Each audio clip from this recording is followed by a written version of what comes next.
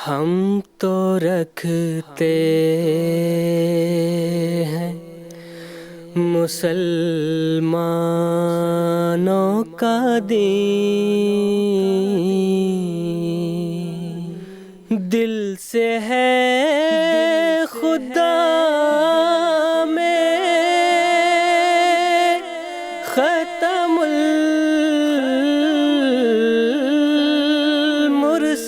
المرسلین، دل سے ہے خدا میں ختم المرسلین،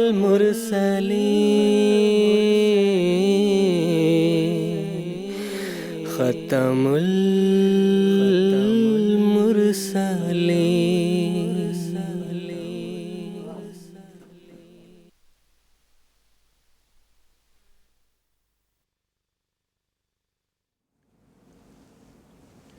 اعوذ باللہ من الشیطان الرجیم، بسم اللہ الرحمن الرحیم۔ ناظرین کرام، السلام علیکم ورحمۃ اللہ وبرکاتہ۔ ناظرین، آج 27 مئی سن 2023 عیسوی ہفتے کا دن ہے۔ انڈیا میں اس وقت رات کے 10 بجے ہیں اور جی ایم ٹی کے مطابق اس وقت سہ پہر کے 4:30 بجے ہیں، اور ناظرین یہ وقت ہے پروگرام راہ ہدیٰ کا۔ ناظرین، قادیان دارالامان سے پروگرام راہ ہدیٰ کے 4 ایپیسوڈز پر مشتمل سیریز کے چوتھے اور آخری ایپیسوڈ کے ساتھ ہم آپ کی خدمت میں حاضر ہیں۔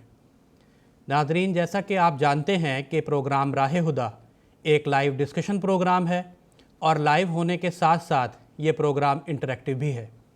یہ پروگرام انٹریکٹیو اس حوالے سے ہے کہ ہمارے ناظرین ہمارے ساتھ ہمارے اس پروگرام میں جڑ سکتے ہیں، ہمارے ساتھ شامل گفتگو ہو سکتے ہیں۔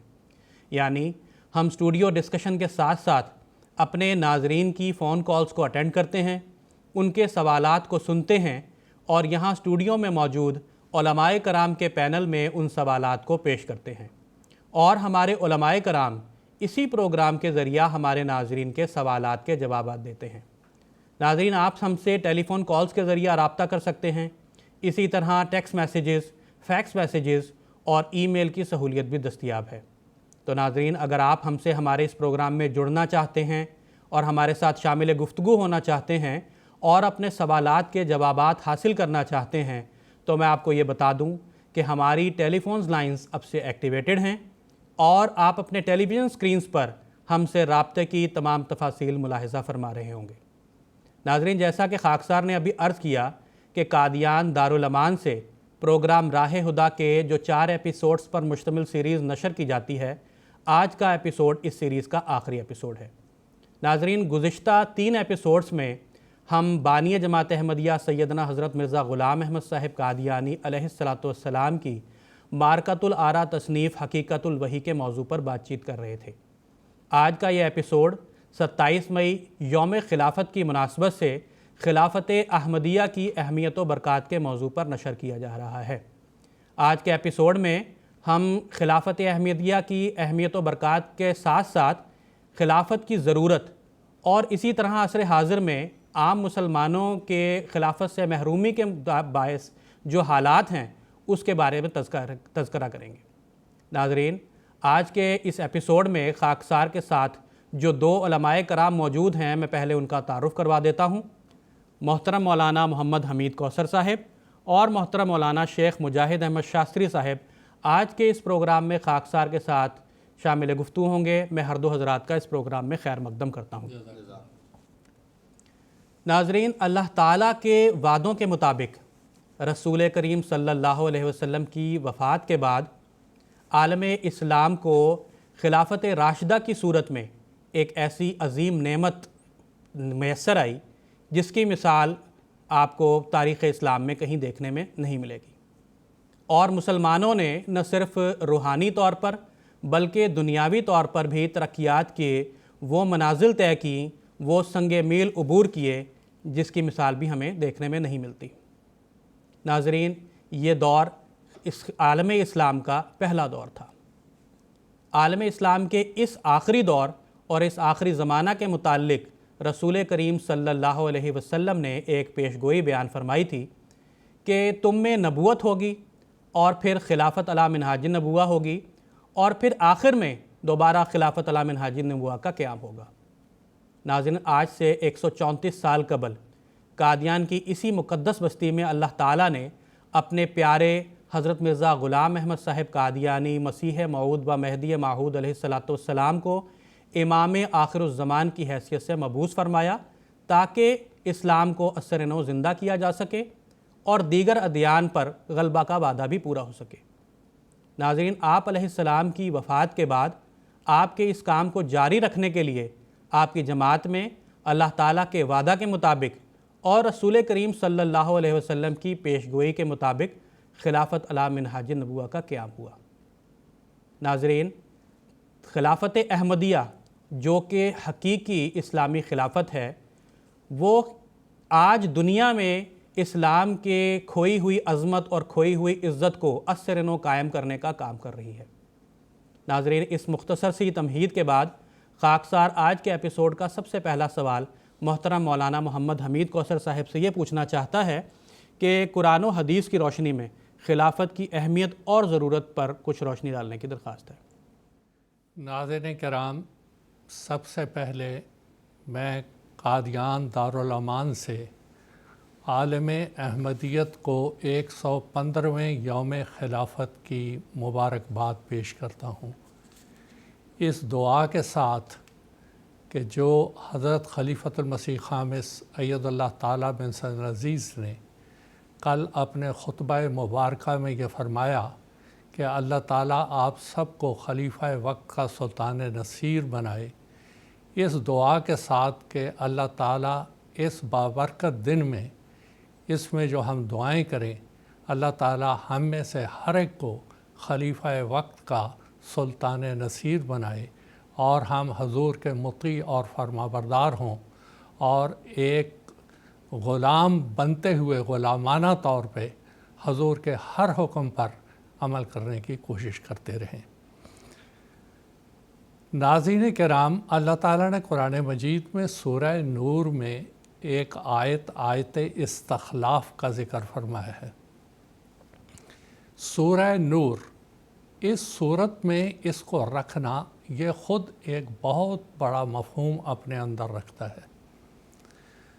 ظلمت میں نور ایک روشنی کا کام دیتا ہے، آگے بڑھنے کا کام دیتا ہے۔ اس میں آیت استخلاف رکھ کے یہ بتانا کہ امت محمدیہ اور مسلمان خاص طور پہ جب ظلمات کے اتاہ گہرائیوں میں چلے جائیں گے تو اللہ تعالیٰ ایک نور کی کرن پیدا کرے گا اور وہ ہے خلافت۔ آیت استخلاف میں اللہ تعالیٰ نے مسلمانوں سے ایک وعدہ کیا تھا یا مومنوں سے ایک وعدہ کیا تھا، وعد اللہ الذین آمنوا منکم وعملوا الصالحات، کہ اللہ وعدہ کرتا ہے ان مومنوں سے جو کہ اعمال صالحہ مناسب حال عمل بجا لائیں گے، لَيَسْتَخْلِفَنَّهُمْ، وہ ان کو زمین میں خلیفہ بنا دے گا۔ یہ وعدہ ہے، پیشگوئی نہیں ہے۔ ایک تو ایمان کے مطابق عمل صالحہ، پھر یہ وعدہ اللہ کا پورا ہوگا، یستخلفنہم۔ اگر یہ شرط نہیں ہوگی تو یہ وعدہ پورا نہیں ہوگا۔ اب آپ دیکھیں کہ یستخلفن، اللہ نے خلیفہ بنانا ہے، اللہ نے جب شرط پوری ہوگی تو اللہ وعدہ پورا کر دے گا۔ اب ہم جب اس کا جائزہ لیتے ہیں تو سیدنا حضرت محمد مصطفیٰ صلی اللہ علیہ وسلم نے اس آیت کی مزید تشریح فرمائی۔ حضور نے فرمایا، تکون نبوۃ فیکم ما شاء اللہ ان تکون ثم یرفعہ اللہ، کہ تم میں یہ جو میرا نبوت کا دور ہے یہ جاری رہے گا جب تک اللہ چاہے گا، پھر اللہ اس کو اٹھا لے گا۔ یہ پہلی پیشگوئی تھی حضور نے جو فرمائی۔ یکم ربیع الاول سن 11 ہجری کو یہ دور اپنے اختتام کو اس وقت پہنچا جب سیدنا حضرت محمد مصطفیٰ صلی اللہ علیہ وسلم کی وفات ہو گئی۔ اور یرفع اللہ، یہ نبوت کا دور اللہ تعالیٰ نے اٹھا لیا۔ حضور نے جو دوسرے دور کی پیشگوئی فرمائی، ثم تکون خلافت علی منہاج النبوت، پھر خلافت راشدہ کا دور شروع ہوگا، اور وہ بھی اس تک رہے گا جب تک مسلمان اپنی شرائط پوری کرتے رہیں گے تو اللہ تعالیٰ وعدہ پورا کرتا رہے گا، نہیں تو یرفع اللہ اس کو بھی اٹھا لے گا۔ یہ دور حضرت محمد مصطفیٰ صلی اللہ علیہ وسلم کی وفات سے شروع ہوا 1 ربیع الاول سن 11 ہجری سے۔ اس وقت حضرت ابو بکر صدیق رضی اللہ تعالیٰ عنہ پہلے خلیفہ راشد اللہ تعالیٰ نے مقرر فرمائے۔ یہ دور چلتا چلا گیا، آپ کی خلافت 2 سال رہی، 10 سال حضرت عمر رضی اللہ تعالیٰ عنہ کی خلافت رہی، 12 سال حضرت عثمان رضی اللہ تعالیٰ عنہ کی خلافت رہی، کم و بیش 6 سال حضرت علی رضی اللہ تعالیٰ عنہ کی خلافت رہی۔ اور یہ دور اس وقت اپنے اختتام کو پہنچا جب کہ 20 رمضان سن 40 ہجری میں عبد الرحمن نامی شخص نے حضرت علی رضی اللہ تعالیٰ عنہ کو خنجر مارا، اور وہ آپ کی پیشانی پہ پڑا، اور آپ 1 یا 2 دن اس کے بعد زندہ رہے اور اس کے بعد وفات پا گئے۔ لیکن اس کے ساتھ ہی 20 رمضان سن 40 ہجری کو یہ دور بھی اپنے اختتام کو پہنچا۔ تیسرے اور چوتھے دور میں رسول کریم صلی اللہ علیہ وسلم نے فرمایا ثم تکون ملکن عاضن، کاٹنے والی ایک بادشاہ شروع ہو جائے گی۔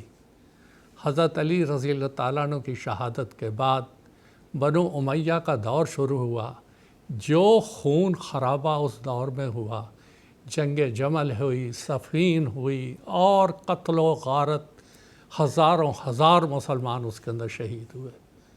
اس کے بعد ملکن جبرین، زبردستی کی بادشاہ، ٹھونس دینا بادشاہ، بنو عباس کا زمانہ آیا، بنو فاطمہ کا آیا، ایک لمبی تاریخ ہے، اس کو دہرانے کی یہاں ضرورت نہیں۔ آخر میں سیدنا محمد صلی اللہ علیہ وسلم نے یہ پیشگوئی فرمائی ثم تکون خلافت علی منہاج النبوت، کہ پھر یہ خلافت ایک شروع ہوگی جو کہ منہاج کہتے ہیں طریق کو، اس راستے کے مطابق، اس طریقہ کے مطابق جو نبوت سے ملتا ہے، یعنی پہلے نبوت ہوگی، اس کے بعد اسی طریق پر آگے خلافت چلے گی، جیسے خلافت راشدہ تھی۔ سن 40 میں خلافت راشدہ کا دور ختم ہوا۔ 1260 سال کے بعد 14ویں صدی کی ابتدا 1882 کی بات ہے کہ اللہ تعالیٰ نے سیدنا حضرت مرزا غلام احمد قادیانی علیہ السلام کو مخاطب کرتے ہوئے فرمایا هو الذی ارسل رسولہ بالہدی والدین الحق لیظہرہ علی الدین کلہ، کہ وہی اللہ ہے جس نے اپنے رسول کو بھیجا ہدایت کے لیے تاکہ وہ دین کو دنیا پہ غالب کرے، یا دین کے ہر حصے کو دنیا پہ غالب کر دے۔ اب یہ ایک الہام ہے اور سورہ صف کی آیت بھی ہے۔ حضرت مسیح موعود علیہ السلام نے اس کی تشریح اپنی کتاب تحفہ گولڑیہ میں اس طرح فرمائی کہ قرآن مجید ذو الوجوہ ہے، اور اس کا طریقہ یہ ہے کہ ایک ہی آیت وہ حضرت رسول کریم صلی اللہ علیہ وسلم پہ بھی اطلاق پاتی ہے اور آپ کی بعثت ثانیہ پہ بھی اطلاق پاتی ہے، یعنی مجھ پر بھی پاتی ہے۔ 1882 سے ایک رسالت کا سلسلہ شروع ہوا، اور نبوت کا یہ ایک ذلی نبوت تھی، ذلی رسالت تھی، جو سیدنا محمد مصطفیٰ صلی اللہ علیہ وسلم کی مطابعت، اطاعت اور نیابت میں حضرت مرزا غلام احمد صاحب قادیانی کو اللہ تعالیٰ نے عطا فرمائی تھی۔ 1882 سے یہ شروع ہوئی، 1908 تک جاری رہی، کم و بیش 26 سال یہ نبوت کا سلسلہ جاری رہا، اور اس کے بعد 26 مئی 1908 کو حضرت مسیح موعود علیہ السلام کی وفات ہوئی اور 27 مئی 1908 کو 1326 کو 14ویں صدی کے 26ویں سال میں اللہ تعالیٰ نے وہ وعدہ پورا کیا، وعد اللہ الذین آمنوا منکم وعملوا الصالحات لَيَسْتَخْلِفَنَّهُمْ کی بات، اور ثم تکون خلافۃ علی منہاج النبوۃ، یہی قادیان کا قصبہ تھا۔ یہاں سے کچھ فاصلے پر مقام ظہور قدرت ثانیہ ہے، بہشتی مقبرہ کے احاطہ میں باغ حضرت مسیح موعود علیہ السلام وہ کہلاتا ہے۔ وہاں پر حضرت صاحبزادہ مرزا بشیر احمد صاحب نے اپنی کتاب سلسلہ احمدیہ میں لکھا کہ آم کے ایک درخت کے نیچے بیعت ہوئی۔ ناظرین کرام، یہاں پر یہ ایک بہت ہی باریک نقطہ ہے جو یہاں حضرت مرزا بشیر احمد صاحب نے اپنی اس کتاب میں لکھا کہ آم کے ایک درخت کے نیچے، درخت کے لفظ کو ذرا ملحوظ، ذرا غور کیجئے اس کے اوپر۔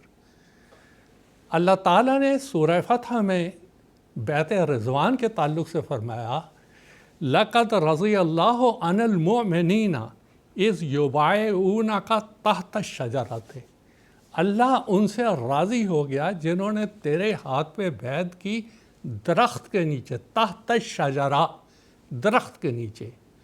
بیعت رضوان سن 6 ہجری میں صلح حدیبیہ کے موقع پر ہوئی، اور اس آیت کا پہلا اور اول اطلاق وہ حضرت رسول کریم صلی اللہ علیہ وسلم کی بیعت رضوان پر ہوا۔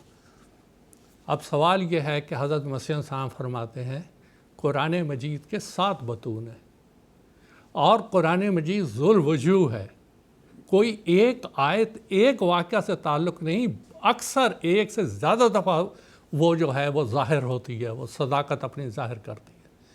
حضرت صاحبزادہ مرزا بشیر احمد صاحب خاص طور پر فرماتے ہیں آم کے درخت کے نیچے، اور یہ تحت الشجرہ، یا وہ بیعت درخت کے نیچے ہوئی یا یہ بیعت جس کے بارے میں اللہ تعالیٰ نے فرمایا تھا لَيَسْتَخْلِفَنَّهُمْ، 1200 آدمی نے یہاں حضرت مولانا نور الدین صاحب رضی اللہ تعالیٰ عنہ کے دست مبارک پہ بیعت کی، اور پھر حضرت رسول اکرم صلی اللہ علیہ وسلم کی زبان مبارک سے نکلے ہوئے یہ الفاظ پورے ہوئے اس درخت کے نیچے، ثم تکون خلافۃ علی منہاج النبوہ، وہاں سے خلافت کا سلسلہ شروع ہوا، اور ثم سکت، اس کے بعد حضور خاموش ہو گئے۔ یہی وہ خلافت ہے جو قیامت تک چلے گی اب، اور اسی کا ذکر حضرت مسیح موعود علیہ السلام نے اپنے رسالہ الوصیت میں فرمایا ہے۔ اب رہا سوال یہ کہ حضرت مسیح موعود علیہ السلام کا دور جو نبوت کا دور تھا وہ تو 26 مئی 1908 کو اپنے اختتام پہ پہنچا، اور حضرت مسیح موعود علیہ السلام اپنی کتاب الوصیت میں فرماتے ہیں کہ تمہارے لیے 2 قدرتوں کو دیکھنا ضروری ہے۔ قدرت اولا نبوت کے زمانے کو کہا جاتا ہے، یعنی حضرت مسیح موعود علیہ السلام کا 26 سالہ نبوت کا دور۔ اس کے بعد آپ فرماتے ہیں قدرت ثانیہ۔ قدرت ثانیہ کے پہلے مظہر حضرت مولانا نور الدین صاحب رضی اللہ تعالیٰ عنہ تھے، اور حضرت مسیح السلام وہاں فرماتے ہیں کہ دیکھو تاکہ دشمن کی 2 جھوٹی خوشیوں کو پامال کر کے رکھ دے۔ یہ آپ دور دیکھ لیں، 115 سال ہو گئے خلافت کو قائم ہوئے اللہ کے فضل سے۔ کل بھی حضور نے ذکر فرمایا ایت اللہ تعالیٰ بن صلی عزیز نے کہ کتنے ہی ابتلاء آئے، کتنی ہی سازشیں خلافت کے خلاف بنی، اس کو ختم کرنے کے لیے بنی، لیکن وہ خدا جس نے یہ کہا تھا لَيَسْتَخْلِفَنَّهُمْ کہ استخلاف تو، یہ خلافت تو میں قائم کروں گا، تم اللہ سے اوپر تو نہیں ہو جاؤ گے نا کہ اس کو ختم کر دو۔ جب یہ شرائط مومنوں کی طرف سے پوری ہوتی رہیں گی، وعدہ میری طرف سے پورا ہوگا، تم کون ہوتے ہو اس کو وعدہ کو ختم کرنے والے؟ اور یہ صداقت ہے اس بات کی کہ یہ جو یستخلفنہ کا وعدہ تھا یہ پورا ہوا۔ اب رہا سوال یہ کہ قرآن مجید اور حدیث میں تو یہ باتیں بالکل واضح ہیں کہ یہ ثم تکون خلافۃ علی منہاج النبوہ کی بات وہ پوری ہوتی ہوئی نظر آ رہی ہے ہم کو۔ اب رہا عالم اسلام یا مسلمان، اس کا جواب اگلے ایک سوال میں بھی آ جائے گا۔ یہاں پر صرف میں یہ عرض کرنا چاہتا ہوں کہ آج جو مسلمان رسول کریم صلی اللہ علیہ وسلم کی اس بات سے انکار کر رہے ہیں، آج ان کا انجام کیا ہے، اس کی تفصیل تھوڑی سی اگلے سوال میں آ جائے گی۔ لیکن ایک بات یاد رکھیں، انی جاعل فی الارض خلیفہ، خلیفہ اللہ بناتا ہے، انسان نہیں بناتا۔ نبی اللہ بناتا ہے، انسان نہیں بناتا۔ اگر اس غلط فہمی میں شیطان اور ابلیس مبتلا کرتا ہے کہ یہ خود بخود بن گیا، حضرت مرزا غلام احمد صاحب نے فلاں کے کہنے پر ایسا کر دیا، فلاں کے کہنے پہ اگر ایسا کیا ہوتا، فلاں تو یہاں سے چلا گیا تو اس کو بھی ختم ہو جانا چاہیے تھا۔ اس کی بقا، اس کا استمرار، خلافت کی بقا، اس کی استمراریت کس بات کی دلالت کر رہی ہے؟ کہ یہ نظام اللہ کی طرف سے ہے اور اللہ تعالیٰ نے ہی اس کو قائم اور دائم رکھا ہے اور رکھے گا جب تک کہ یہ شرائط پوری ہوتی رہیں گی۔ اللہ تعالیٰ کی طرف سے وعدہ بھی پورا ہوتا رہے گا، اور جو لوگ اس نظام سے باہر رہیں گے اور اس کو استخفاف کی نظر سے دیکھیں گے، وہ اپنا انجام خود بھگتیں گے، بھگت رہے ہیں، اور ان کے سامنے سب کچھ آ رہا ہے۔ اس کی کچھ تفصیل اگلے سوال میں آ جائے گی۔ جزاکم اللہ تعالیٰ حسن الجزا۔ ناظرین، ہمیں اپنے ناظرین کی طرف سے ہی ایک آف لائن سوال موصول ہوا ہے، میں یہاں وہ سوال پڑھ کے سنا دیتا ہوں۔ مکرم اندلیب یوسف صاحب کی طرف سے یہ سوال ہے کہ لاہوری گروپ کے متعلق کچھ تفصیل بیان کی جائے، تو میں محترم مولانا محمد حمید کوثر صاحب سے درخواست کرتا ہوں کہ اختصار کے ساتھ۔ 28 مئی 1908 کو حضرت مولانا نور الدین صاحب رضی اللہ تعالیٰ عنہ کے دست مبارک پر 1200 افراد جماعت جو یہاں موجود تھے کم و بیش، ان سب نے بیعت کی تھی، اور اس میں وہ لوگ بھی شامل تھے جو 1914 میں خلافت سے الگ ہو گئے، اور یہ کہہ کے الگ ہوئے کہ اب خلافت کی ضرورت نہیں ہے۔ سوال یہ ہے کہ جس کو 27 مئی 1908 کو تسلیم کیا آپ لوگوں نے کہ خلافت کی ضرورت ہے، تبھی تو مولانا نور الدین صاحب رضی اللہ تعالیٰ عنہ کے بارے میں ان کے ریزولیشن انجمن کے آئے، اور پھر اللہ تعالیٰ نے مولانا نور الدین صاحب رضی اللہ تعالیٰ عنہ کو خلیفہ بنایا۔ 6 سال یہ لوگ جماعت کے ساتھ رہے۔ حضرت خلیفۃ المسیح اول رضی اللہ تعالیٰ عنہ کو انہوں نے بڑا پریشان بھی کیا، لیکن حضرت خلیفۃ المسیح اول رضی اللہ تعالیٰ عنہ ان کو برداشت کرتے رہے، ان کو سمجھاتے رہے۔ اندرونی طور پر ان کا ایک بغض اور کینہ تھا، وہ حضرت مرزا بشیر الدین محمود احمد صاحب رضی اللہ تعالیٰ عنہ کے خلاف تھا۔ یہ نہیں چاہتے تھے کہ وہ خلیفہ بنے، اس لیے یہ سازشیں شروع ہوئیں۔ 13 مارچ 1914 کو حضرت مولانا نور الدین صاحب رضی اللہ تعالیٰ عنہ کی قادیان کوٹھی دارالسلام میں وفات ہو گئی۔ 14 مارچ کو انتخاب ہونا تھا مسجد نور میں، سب کو اطلاع دی گئی۔ انہوں نے پہلے سے پمفلٹ تیار کر کے رکھے ہوئے تھے کہ وفات کے مان بعد خلافت کا انتخاب نہیں ہونا چاہیے، 2-3 مہینے جماعت کو موقع دیا جائے، وہ سوچے وہ کیا کرے۔ لیکن ان اب کم عقلوں کو کون سمجھائے کہ بھئی انی جاعل فی الارض خلیفہ، اللہ کہتا ہے خلیفہ میں بناتا ہوں، تم لوگ کون ہو بنانے والے، یا تم لوگ کون فیصلہ کرنے والے ہو کہ نہیں بنانا؟ اللہ کے کام اپنے ہاتھ میں کیوں لے رہے ہو؟ مسجد نور میں سارے احباب جمع ہوئے، جتنے بھی موجود تھے۔ یہ لاہوری گروپ جن کے اس وقت سربراہ جو تھے محمد علی صاحب تھے، خواجہ کمال الدین صاحب تھے، اور بھی تھے، بہرحال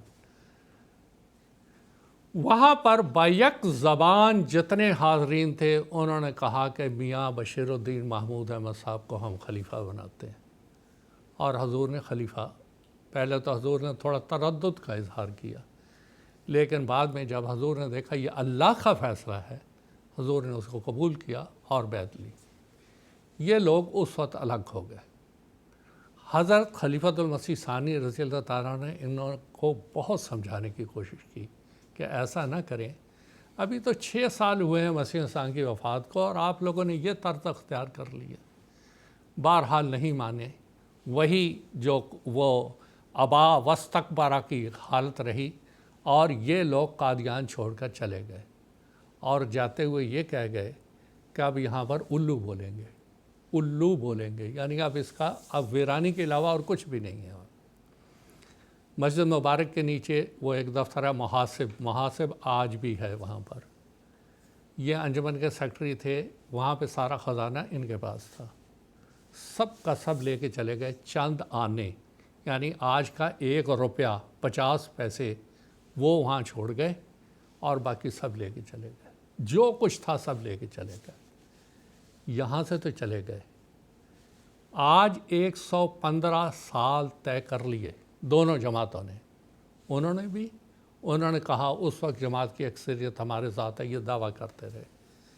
آج 115 سال ہو گئے، دیکھ لیں جو جماعت خلافت سے منسلک رہی، اللہ تعالیٰ نے اس کو کہاں سے کہاں پہنچایا، اور جو لوگ خلافت کا انکار کر کے ابا واستکبر کہتے ہوئے چلے گئے، اللہ تعالیٰ نے ان کا نام و نشان ختم کر دیا، اور اگر کہیں ہیں بھی تو بس وہ اب تشدد، افتراق، اختلاف کا شکار ہیں، اور ان کے پاس کچھ بھی نہیں ہے۔ تو یہ ہے اس جماعت کے بارے میں مختصر تعارف۔ باقی یہ ہے کہ ہمیں دعا کرنی چاہیے ان کے لیے بھی کہ اللہ تعالیٰ ان کو ہدایت دے، اور وہ خلافت جو ان کے اسلاف نے اختیار کی تھی، اللہ تعالیٰ ان کو اس خلافت کا مطیع اور فرما بردار بنا دے، کیونکہ اسی میں ان کی فلاح اور نجات ہے، اس کے علاوہ اور کوئی رستہ صحیح نہیں۔ جزاکم اللہ تعالیٰ حسن الجزا۔ پروگرام کو آگے بڑھاتے ہوئے خاکسار کا اگلا سوال محترم مولانا شیخ مجاہد احمد شاستری صاحب سے یہ ہے کہ عصر حاضر میں کے مادی دور میں جہاں لوگوں کی اکثریت خدا سے دور جا چکی ہے، تو وہاں خلافت ہی ہے جو ان لوگوں کے لیے عافیت کا حصار ہے، تو اس کے تعلق سے کچھ روشنی ڈالنے کی درخواست ہے۔ جزاکم اللہ حسن الجزا۔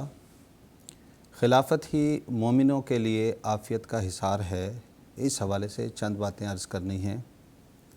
اس سوال کی بنیاد قرآن مجید کی یہی آیت استخلاف ہے جو سورہ النور کی آیت نمبر 56 ہے، جس کی تفصیل سے ابھی محترم مولانا صاحب نے اس کی وضاحت بیان فرمائی۔ اس آیت میں اللہ تعالیٰ نے 3 باتوں کا ذکر خاص طور پہ کیا ہے، اور عربی زبان کے قاعدے کے مطابق لام تاکید کے ساتھ اور نون ثقیلہ کے ساتھ بیان کیا ہے، یعنی ان کے ہونے میں کسی قسم کا بھی کوئی شک نہیں ہے، یعنی پوری شدت جو دی جا سکتی تھی وہ شدت دی ہے۔ پہلے وعدے کی تفصیل ابھی آپ نے سماعت کی کہ اللہ تعالیٰ نے یہ بیان فرمایا کہ جو ایمان لائیں گے اور اعمال صالحہ بجا لائیں گے تو اللہ تعالیٰ خود ان میں خلافت قائم کرے گا۔ دوسرا وعدہ یہ بیان فرمایا کہ وَلَا يُمَكِّنَنَّ لَهُمْ دِينَهُمُ الَّذِي ارْتَضَىٰ لَهُمْ، کہ ان کے لیے ان کے دین کی تمکنت ہوگی۔ اور تیسری بات یہ بیان فرمائی وَلَا يُبَدِّلَنَّهُمْ مِن بَعْدِ خَوْفِهِمْ أَمْنًا، کہ ان کے خوف کی حالت کو اللہ تعالیٰ امن میں تبدیل کرتا چلا جائے گا۔ یہ سوال کہ خلافت ہی مومنوں کے لیے عافیت کا حصار ہے، اس کا تعلق وَلَا يُبَدِّلَنَّهُمْ مِن بَعْدِ خَوْفِهِمْ أَمْنًا سے ہے۔ آپ دیکھیں، غور کریں کہ قرآن مجید کی یہ آیت اپنے آپ میں ہی یہ ثبوت پیش کرتی ہے کہ یہ خدا تعالیٰ کا کلام ہے۔ اگر بندوں کا کلام ہوتا تو بندوں کی ترتیب تو یہ ہوتی ہے کہ جب کبھی تفرقہ ہوتا ہے، انتشار ہوتا ہے، جھگڑا ہوتا ہے، اس کے بعد تمکنت حاصل ہوتی ہے، یعنی پہلے جھگڑے انتشار ہوتے ہیں اور اس کے بعد سکون اور امن کی حالت ہوتی ہے۔ یہاں پر اللہ تعالیٰ نے ترتیب کو بدل دیا ہے، پہلے بیان فرمایا وَلَا يُمَكِّنَنَّ لَهُمْ دِينَهُمْ، کہ ان کے دین کو تمکنت اختیار ہوگی، پھر بیان فرمایا وَلَا يُبَدِّلَنَّهُمْ مِن بَعْدِ خَوْفٍ أَمْنًا۔ اس میں اس بات کی حکمت ہے اور اس طرف اللہ تعالیٰ نے دراصل اشارہ کیا ہے کہ جب اللہ تعالیٰ مومنین کو ایک ترقی دے گا تو اس ترقی کے نتیجے میں دشمن اپنے حسد کی وجہ سے اور دشمن اپنی جلن کی وجہ سے مومنین کے لیے پریشانی کے سامان پیدا کرے گا، ان کے لیے خوف کے سامان پیدا کرے گا۔ لیکن اللہ تعالیٰ بیان فرما رہا ہے کہ باوجود اس کے کہ ایک خوف آئے گا، دوسرے خوف کا دور آئے گا، تیسرے کا دور آئے گا، لیکن چونکہ یہ خلافت کے زیر سایہ ہوں گے اور وہ خلافت کے ساتھ خدا تعالیٰ کی سچی تائید اور نصرت ہوگی، لہٰذا ان کی یہ حالت ایک کے بعد ایک تسلسل کے ساتھ امن میں بدلتی چلی جائے گی اور یہ عافیت کے اندر محفوظ رہیں گے۔ لفظ عافیت اور حصار ہی اپنی ذات میں بتا رہا ہے کہ حصار کہتے ہیں دائرے کو اور عافیت رہتے ہیں محفوظ رہنا، یعنی کسی بھی طرح کی ذہنی جسمانی اور بلاؤں سے محفوظ رہنا۔ تو قرآن مجید میں یہاں جو بیان فرمایا ہے، لفظ خوف ہم نے یہ بتایا ہے کہ یہاں پر خوف اللہ تعالیٰ کو نہیں ہے کسی قسم کا، نہ اس کے رسول کو کوئی خوف ہے، بلکہ یہ مومنین کے خلاف جو خوف ہوگا یا مومنین کو جو خوف ہوگا تو اللہ تعالیٰ اس حالت کو بدلتا چلا جائے گا۔ چنانچہ ہم اس کی عملی شہادت دیکھتے ہیں کہ تاریخ اسلام کا مطالعہ آپ کر لیں، خاص طور پر تاریخ احمدیت کا مطالعہ کر لیں کہ جب بھی مخالفین کی طرف سے خلافت کو مٹانے کے لیے چند احمدی مسلمانوں کو کسی بھی جگہ پہ کوئی ٹارگٹ کر کے یا عالمی طور پر جماعتی طور پر یا کسی ملک میں اس کو ٹارگٹ کر کر مٹانے کی کوشش کی گئی تو اللہ تعالیٰ نے ترقیات کے ایک نئے دروازے کھول دیے۔ مثلا تاریخ احمدیت میں 1934 کا دور ہے جب احرار نے پوری کوشش کی کہ ہم کسی طرح اس جماعت کو ختم کر دیا جائے اور بڑے نعرے لگائے کہ ہم قادیان کی اینٹ اکھاڑ کے دریائے بیاس میں پھینک دیں گے، لیکن آج وہ خود ختم ہو گئے یہاں سے، اور اللہ تعالیٰ نے اس کے نتیجے میں جماعت کو تحریک جدید جیسے عظیم الشان تحریک عطا فرمائی اور آج احمدیت اس کے نتیجے میں دنیا میں 213 ممالک میں پھیل گئی۔ تو یہ خلافت کی عظیم الشان برکات تھیں۔ اسی وجہ سے یہاں پر اس بات پہ بھی ہمیں غور کرنا پڑے گا کہ تمکنت کے معنی کیا ہیں۔ تمکنت کے معنی ہوتے ہیں استحکام، غلبہ، شوکت۔ تو اب اسلام کو اگر استحکام، غلبہ، شوکت اور فروغ حاصل ہوگا تو سچی خلافت کے ذریعے ہی ہوگا۔ آپ تاریخ کا مطالعہ کر لیں، پچھلے 200 سال اگر ہم دیکھیں اسلامی تاریخ کے، بہت سارے لوگوں نے کوشش کی کہ وہ خلافت کو قائم کریں، اور ان میں بعض جید علماء تھے جو اپنے دور کے بڑے بڑے نام گنے جاتے ہیں، جیسے سید قطب مصری صاحب ہو گئے، جمال الدین افغانی صاحب ہوئے۔ اسی طرح ہمارے اس ہندوستان بر صغیر میں ہی دیکھیں، تحریک خلافت ایک بہت بڑی خلافت شروع ہوئی کہ خلافت کو کسی طرح ہم دوبارہ قائم کریں۔ اس میں مولانا محمد علی جوہر صاحب، مولانا شوکت صاحب، یہ وہ لوگ تھے جو اپنی ذات میں اثر رسوخ رکھتے تھے، لیکن ان کی وہ تمام کوششیں جو خلافت کے قائم کرنے کے لیے یہ لوگ کر رہے تھے کامیاب نہیں ہو سکیں۔ وجہ اس کی یہی تھی کہ جو قرآن مجید نے بیان فرما دیا کہ خلیفہ بنانا تو اللہ تعالیٰ کا کام ہے، اور اس کی نشانی یہ بیان کر دیں کہ اس کے ذریعہ دین کو تمکنت حاصل ہوتی ہے اور مومنین کا جو خوف ہے وہ خوف کی حالت امن میں بدلتی چلی جاتی ہے۔ چنانچہ آپ دیکھ لیں کہ اس زمانے میں جو قدرت ثانیہ کے ذریعہ اللہ تعالیٰ نے خلافت کا جو سلسلہ جاری کیا، اور آج اس وقت خلیفۃ المسیح الخامس حضرت مرزا مسرور احمد صاحب ایدہ اللہ تعالیٰ بنصر عزیز کے ذریعہ اللہ تعالیٰ اس خلافت کو آگے سے آگے بڑھاتا چلا جا رہا ہے۔ بہت سے لوگ جو یہ سوچتے ہیں کہ احمدیہ خلافت کیا ہے، دراصل یہ وہی خلافت ہے جو حضرت صلی اللہ علیہ وسلم کی عظیم الشان پیشگوئیوں کے مطابق قائم ہوئی، جس کی ابھی تفصیل محترم مولانا صاحب نے بھی اپنے سوال میں بیان فرما دی۔ پس یہی وہ اب خلافت ہے جو تمام دنیا کے لیے عافیت کا حصار ہے۔ اگر اب ہم اس کو دیکھیں کہ کس رنگ میں یہ خلافت خامسہ کا ہی اگر میں دور لوں بابرکت دور، تو آپ دیکھیں مہاجرین کے مسائل دنیا میں بے تحاشا ہوئے، حضور کی بروقت رہنمائی ہمارے سامنے ہے۔ پھر آپ دیکھیں کہ حضور نے بروقت ملکوں کے سربراہوں کو توجہ دلائی کہ عدل اور انصاف کا قیام کیا جائے۔ اگر عدل اور انصاف کا قیام نہیں کیا جائے گا تو اس کے نتیجے میں انتشار، تفرقہ اور بدامنی پھیلتی چلی جائے گی۔ پھر اسی طرح غیر مسلموں کے خوف کو بھی حضور نے امن میں تبدیل کر دیا۔ یعنی اسلام کے بارے میں جو ان کے خوف کی حالتیں تھیں، وہ ان کے ذہن میں جو غلط شبہات تھے، وہ اس بابرکت دور میں اللہ ترتیب سے آہستہ آہستہ آہستہ حضور کی تقاریر کے ذریعہ، خطوط کے ذریعہ، کاوشوں کے ذریعہ دور ہوتے چلے جا رہے ہیں۔ وقت کی رعایت سے صرف ایک واقعہ بیان کرنا چاہوں گا۔ ہمارے حضور نے 2012 میں بریسل میں یورپین پارلیمنٹ سے خطاب فرمایا۔ اس خطاب میں جو معززین شامل ہوئے ان میں سوئٹزرلینڈ کے ایک بشپ بھی شامل تھے جن کا نام ڈاکٹر ایمن ہاورڈ صاحب تھا۔ انہوں نے جو اپنے خیالات کا اظہار کیا وہ اس سوال کا مکمل جواب ہے۔ چنانچہ وہ بیان کرتے ہیں حضور کے بارے میں کہ یہ شخص جادوگر نہیں، لیکن ان کے الفاظ جادو کا سا اثر رکھتے ہیں۔ لہجہ دھیما ہے، لیکن ان کے منہ سے نکلنے والے الفاظ غیر معمولی طاقت، شوکت اور اثر اپنے اندر رکھتے ہیں۔ اس طرح کا جرت مند انسان ہے میں نے اپنی زندگی میں کبھی نہیں دیکھا۔ آپ کی طرح کے صرف 3 انسان اگر اس دنیا کو مل جائیں تو امن عامہ کے حوالے سے اس دنیا میں حیرت انگیز انقلاب مہینوں میں نہیں بلکہ دنوں کے اندر برپا ہو جائے گا۔ یہ ہے عافیت کا حصار جس کو غیر بھی محسوس کر رہے ہیں، کہ غیر بھی کہہ رہے ہیں کہ اگر آپ جیسے 3 آدمی بھی ہو جائیں تو مہینوں کے کام دنوں میں ہو جائیں گے اور دنیا عافیت کے حصار کے اندر محفوظ ہو جائے گی۔ یہی وجہ ہے کہ ہمارے پیارے امام تمام دنیا کو اور عالم اسلام کو اور خصوصاً احمدیوں کو بار بار توجہ دلا رہے ہیں کہ یہ قدرت ثانیہ خدا تعالیٰ کا ایک عظیم الشان انعام ہے، ہمیں اس کی قدر کرنی چاہیے اور اس سے وابستہ رہنی چاہیے۔ چنانچہ حضور کے ہی الفاظ میں جو آپ نے 11 مئی 2003 کو پیش کیے، اپنے سوال کو ختم کرتا ہوں۔ حضور بیان فرماتے ہیں، قدرت ثانیہ خدا کی طرف سے ایک بڑا انعام ہے جس کا مقصد قوم کو متحد کرنا اور تفرقہ سے محفوظ رکھنا ہے۔ یعنی اگر قوم نے متحد ہونا ہے، انتشار سے بٹنا ہے، دور ہونا ہے، فرقے بازی سے دور ہونا ہے، ایک لڑی میں پرونا ہے، تو پھر ایک ہی چارہ ہے، قدرت ثانیہ۔ حضور مزید بھی فرماتے ہیں، یہ وہ لڑی ہے جس میں جماعت موتیوں کی مانند پروئی ہوئی ہے۔ اگر موتی بکھرے ہوں تو نہ تو محفوظ ہوتے ہیں اور نہ ہی خوبصورت معلوم ہوتے ہیں۔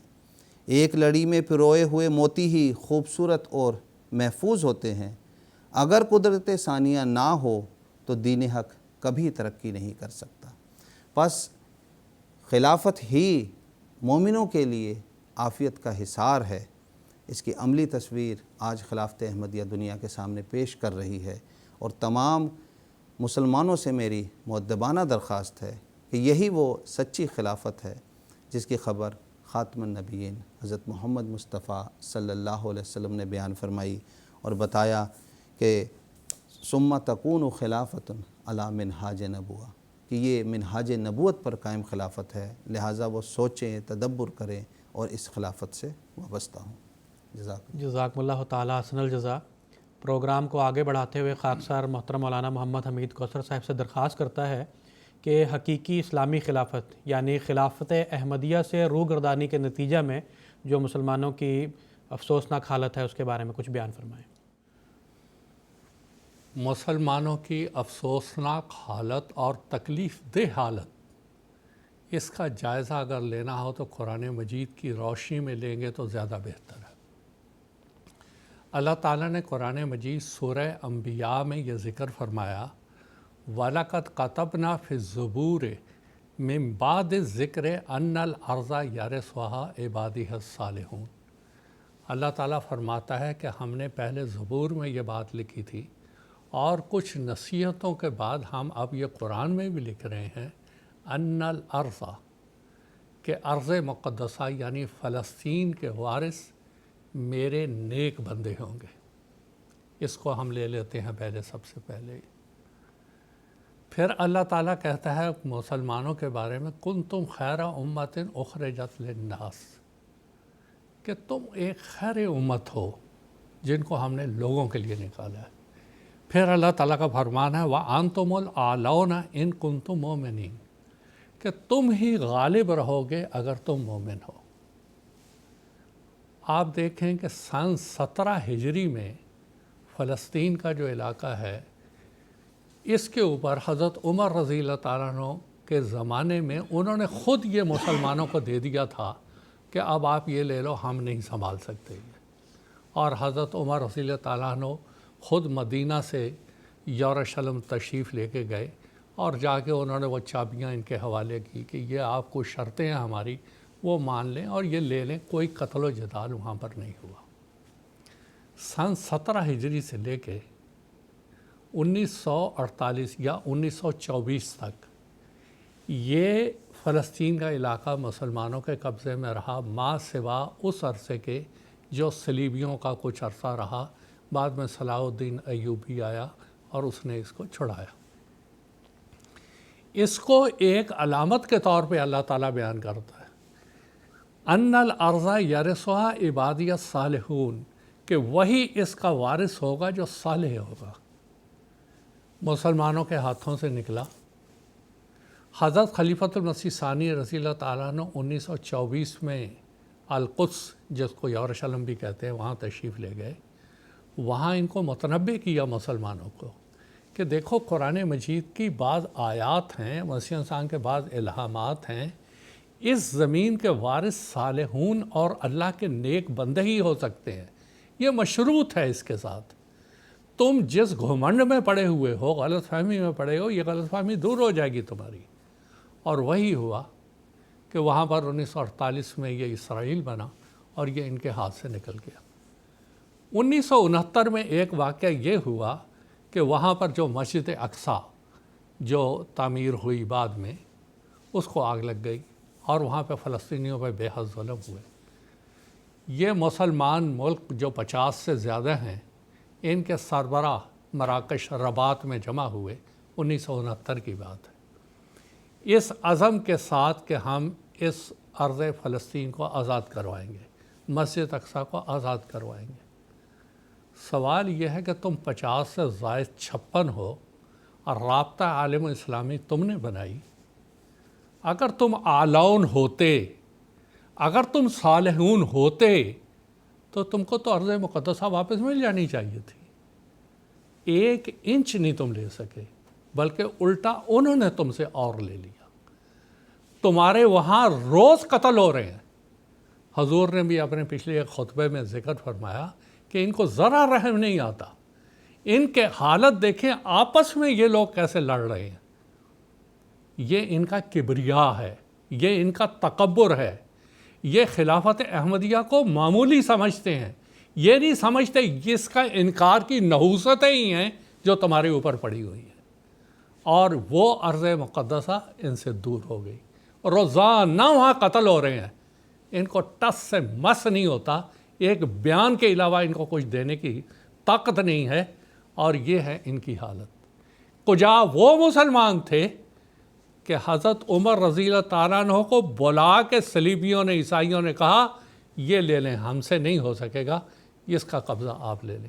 کجا یہ ہیں کہ ان کے ہاتھ سے کچھ بھی نہیں ہو سکتا، اس لیے کہ نہ اسلام رہا، نہ ایمان رہا، نہ صالحیت رہی، اور یہ سارا وہ انکار کا نتیجہ ہے۔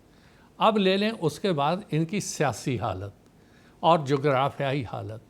پچھلے ہی عرصے میں دیکھیں کہ عراق میں کیا ہوا، شام میں کیا ہوا، افغانستان میں کیا ہوا، یمن میں کیا ہو رہا ہے، کتنا قتل و غارت ہو رہا ہے، بوسنیا میں کیا ہوا۔ کجا یہ مسلمان، ان کی کوئی حالت ہی نہیں۔ یہ سربراہ کانفرنسیں ہوتی ہیں، مگر کوئی کسی کا ایجنٹ ہے، کوئی کسی کے ساتھ ملا ہوا ہے، کوئی کسی کے ساتھ ملا ہوا ہے۔ یہ ان کی سیاسی حالت بنی ہے، اور مسلمان مر رہے ہیں۔ 60% مسلمان وہ ہیں، 1 ارب اور 1.5 ارب مسلمانوں میں سے، جن کو 2 وقت کا کھانا نہیں ملتا، اور یہ حالت ان مسلمانوں کی بنی ہوئی ہے۔ اب آپ دیکھیں ان کی دینی حالت، 72 فرقوں میں یہ تقسیم ہے۔ عرض جو خانہ کعبہ اور حرمین اور سعودی عربیہ ہے، وہاں آج کل کیا کیا ہو رہا ہے، میں اس پروگرام میں اس کی تفصیل بتانا نہیں چاہتا۔ پڑوسی ان کے ممالک میں کیا ہو رہا ہے، حالانکہ یہ سارے کے سارے وہ ہیں جو کہ قرآن مجید جانتے ہیں، مگر خلافت سے دوری اس نے ان کو کہاں سے کہاں پہنچایا ہوا ہے۔ خود آپ ہندوستان میں دیکھ لیں ان کی کیا حالت ہے، پڑوسی ممالک میں دیکھ لیں ان کے ساتھ کیا بن رہا ہے۔ ایک چیز میں بھی یہ متحد نہیں، کسی ایک چیز میں، وضو تک میں یہ متحد نہیں۔ اور اسی لیے سیدنا محمد مصطفیٰ صلی اللہ علیہ وسلم نے امام مہدی علیہ السلام کے بارے میں بتایا تھا، وہ حکم اور عدل ہوگا، عدل ہوگا، وہ جو فیصلہ کر دے گا اس کو ماننا پڑے گا۔ ابھی دیکھیں کہ خلافت خامسہ میں حضرت خلیفۃ المسیح خامس ایّد اللہ تعالیٰ بن العزیز نے بدری صحابہ کے بارے میں خطبات ارشاد فرمائے۔ آپ یہ سارے خطبات سنیں۔ 1300 سال میں مسلمان لڑ رہے ہیں شیعہ سنی کے یہ صحابی تھا، یہ تابعی تھا، یہ کافر تھا، یہ مرتد تھا، یہ منافق تھا۔ وہ 3 خلفاء کو ہی منافق کہہ رہے ہیں، یہ ان کو کہہ رہے ہیں۔ حضور نے حکم اور عدل کے خلیفہ ہونے کی حیثیت سے ہر صحابی کا جو صحیح مقام تھا وہ بیان کر دیا۔ سچے دل سے اگر اس کو مان لیں گے، یہ شیعہ سنی اختلاف بالکل ختم ہو جائے گا۔ اگر ان سارے خطبات کو غور سے پڑھیں، بار بار پڑھیں، سارے اختلافات ان کے آپس کے ختم ہو جائیں گے۔ صحابہ کا مقام ان کے اوپر واضح ہو جائے گا، جیسا کہ حضور نے بیان فرمایا۔ بہرحال یہ مسلمانوں کو ایک بات اور کہتا ہوں، دیکھیں خلافت جس کو ہم مان رہے ہیں، کچھ اس کی علامتیں ہیں، میں آپ کو بتاتا ہوں جو قرآن مجید نے ہی بیان کی ہیں۔ اللہ تعالیٰ قرآن مجید میں فرماتا ہے، سیدنا محمد مصطفیٰ صلی اللہ علیہ وسلم کو مخاطب کر کے، خذ من اموالہم صدقۃ وتطہرہم وتزکیہم بہا وصلی علیہم ان صلاتک سکن لہم۔ اے محمد صلی اللہ علیہ وسلم، تو ان سے صدقہ لیا کر، ان کو پاک کیا کر، اور تیری جو دعا ہے سکن لہم، ان کے لیے باعث تسکین بنتی ہے۔ حضرت محمد مصطفیٰ صلی اللہ علیہ وسلم کی بعثت ثانیہ کے مظہر ہیں حضرت مرزا غلام احمد صاحب قادیانی علیہ السلام۔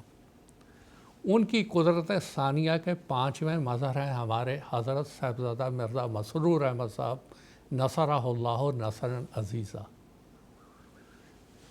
عالم احمدیت ان کو دعا کے لیے لکھتا ہے، اور سینکڑوں ایسے احمدی ہوں گے، اور اس وقت مجھے وہ واقعات بیان کرنے کا یہاں موقع نہیں ہے۔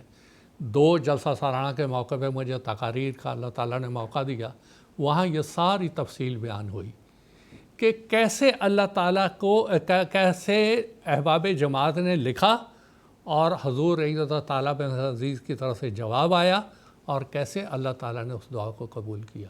سکن لہم، باعث تسکین ہوتا ہے۔ حضور نے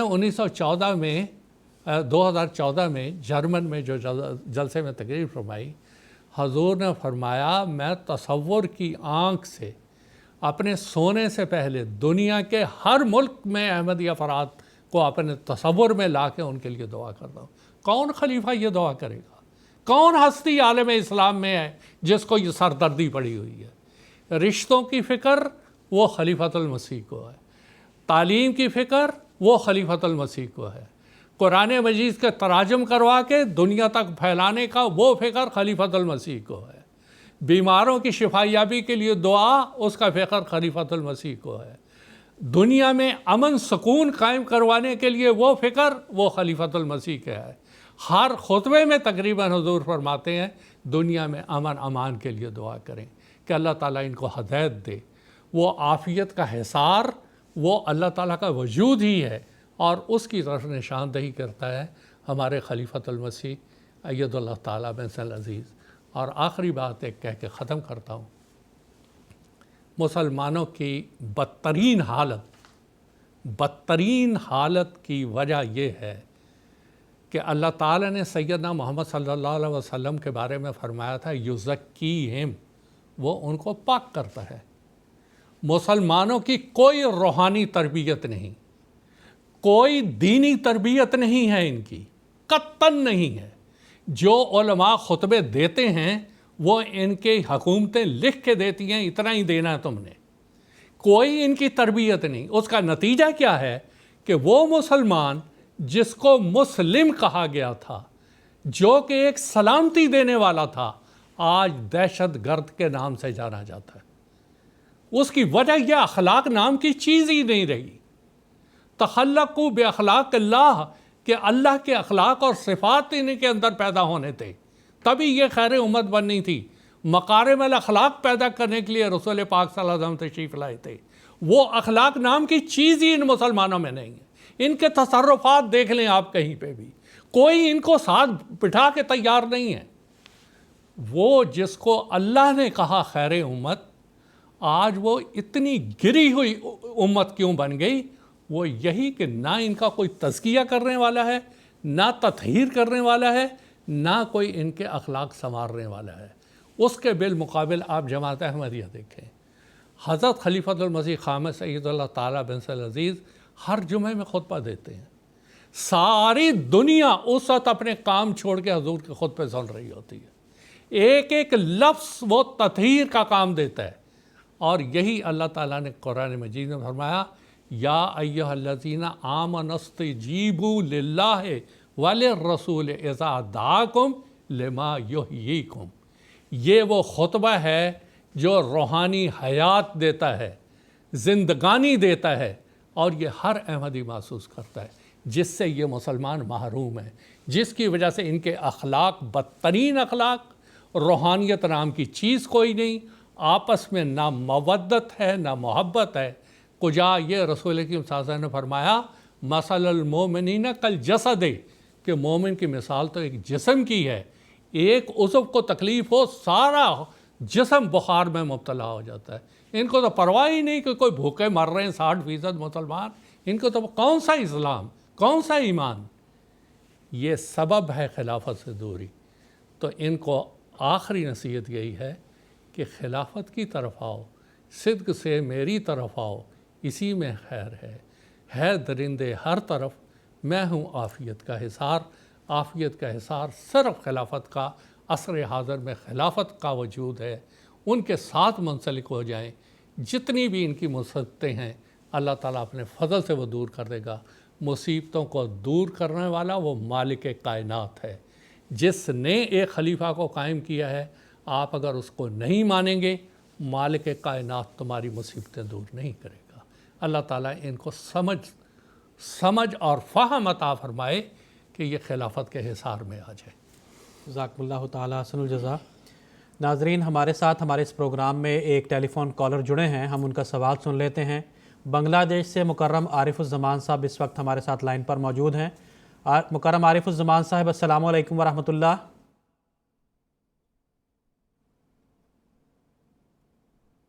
جی السلام علیکم ورحمۃ اللہ وبرکاتہ، میری آواز ہے؟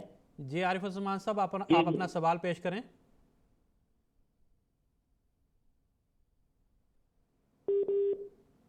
غالباً ان سے رابطے میں کچھ دقت پیش آ رہی ہے، تو میں پروگرام کے تسلسل میں اگلا سوال محترم مولانا شیخ مجاہد احمد شاستری صاحب سے یہ پوچھنا چاہتا ہے کہ اللہ تعالیٰ کے فضل سے صرف جماعت احمدیہ ہی ایک ایسی جماعت ہے جو حقیقی اسلامی خلافت جس میں قائم ہے، اور اس خلافت کو قائم ہوئے اس وقت 115 سال گزر چکے ہیں، اور ہم یہ بھی دیکھتے ہیں کہ دوسرے بہت سے ایسے فرقے تھے جنہوں نے خلافت قائم کرنے کی ناکام کوششیں کی، جیسے کہ آپ نے بھی اپنے پہلے سوال کے جواب میں اس کا مختصراً ذکر فرمایا تھا، تو وقت کی رعایت سے اس بارے میں کچھ بیان فرمانے کی درخواست ہے۔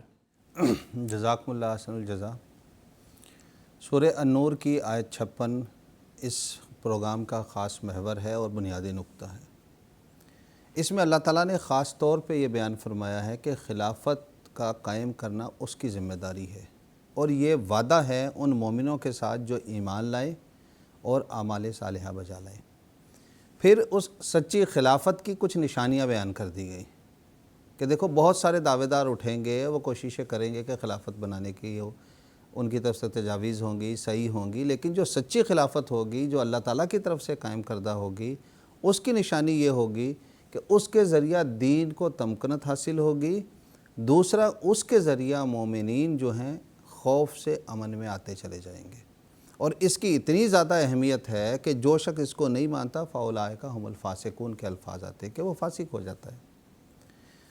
اس آیت کی کچھ وضاحت حضرت صلی اللہ علیہ وسلم کی احادیث مبارکہ میں ملتی ہے، جس کا ذکر پروگرام میں ہو چکا کہ خلافت اسلام میں جو نبوت جاری ہوئی، اس کے بعد پھر خلافت علی منہاج نبوت جاری ہوئی، پھر اس کے بعد ملکن عاجزن کا دور آیا، پھر اس کے بعد ملکن جبرین کا دور آیا، اور آخر میں پھر حضرت صلی اللہ علیہ وسلم نے یہ بیان فرمایا ثم تکون خلافت علی منہاج نبوت ثم سکت۔ یہ مشہور حدیث ہے جو اکثر جگہ بیان ہوتی ہے۔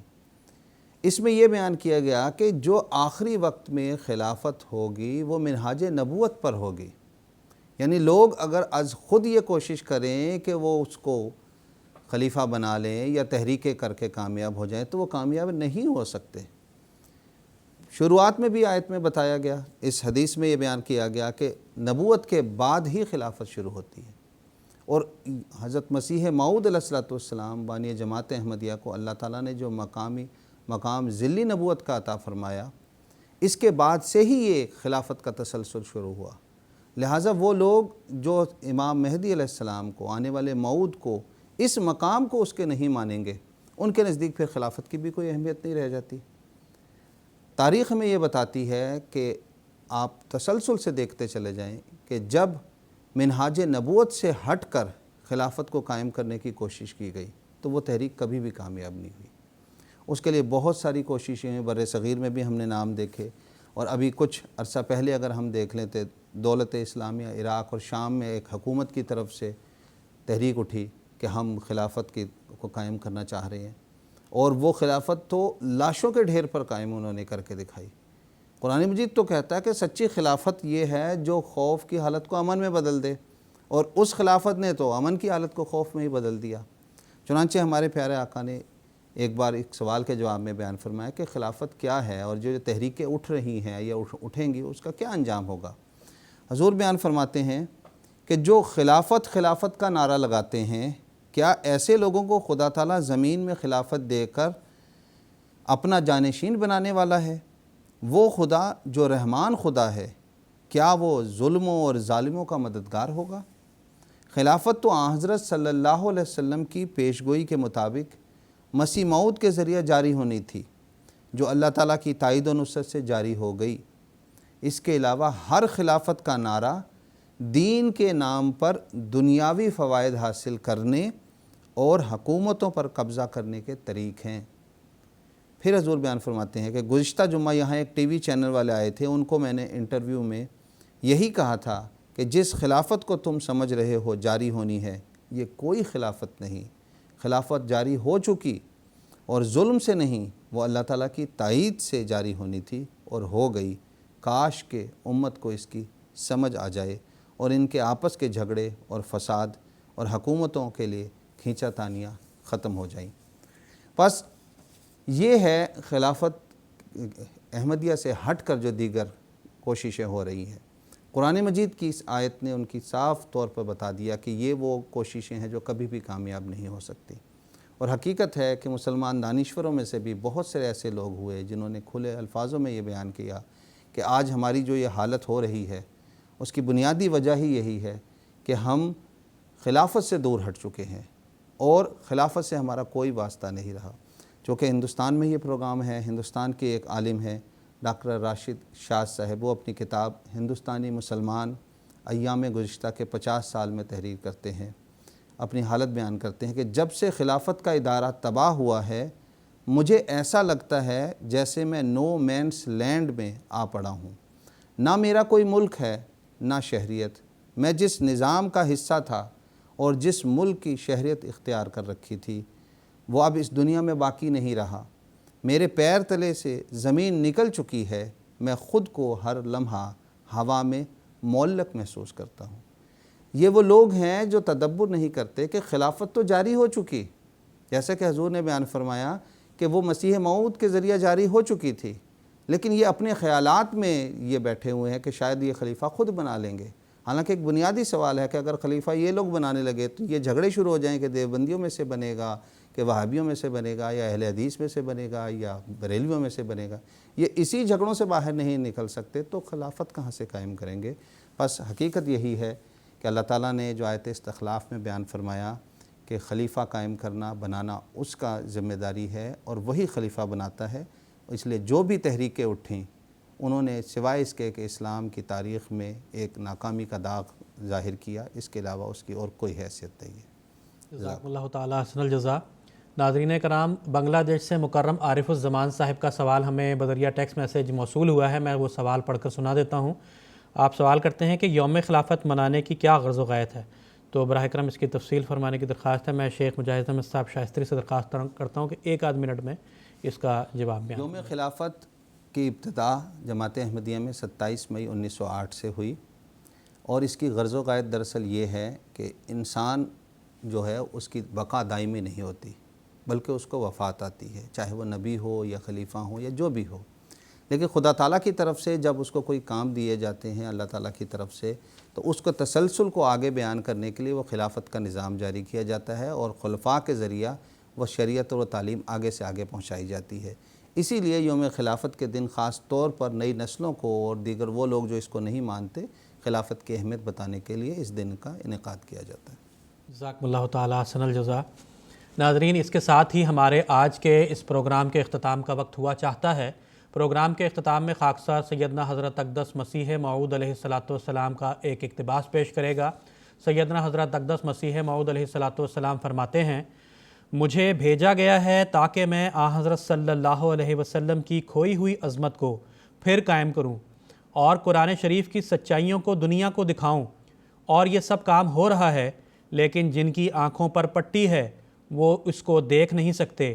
حالانکہ اب یہ سلسلہ سورج کی طرح روشن ہو گیا ہے، اور اس کی آیات و نشانات کے اس قدر لوگ گواہ ہیں کہ اگر ان کو ایک جگہ جمع کیا جائے تو ان کی تعداد اس قدر ہو کہ روئے زمین پر کسی بادشاہ کی بھی اتنی فوج نہیں ہے.